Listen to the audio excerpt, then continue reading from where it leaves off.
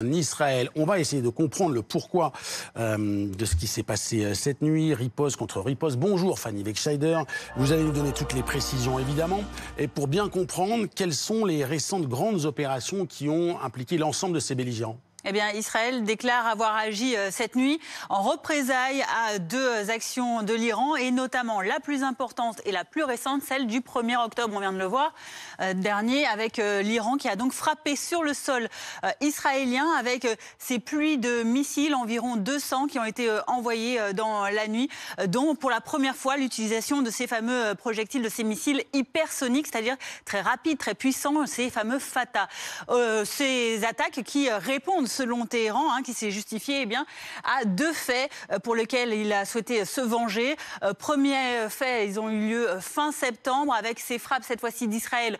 au Liban et qui ont abouti à la mort d'un général de l'armée iranienne, mais également à la mort du chef, de l'ancien chef du Hezbollah, ce mouvement islamiste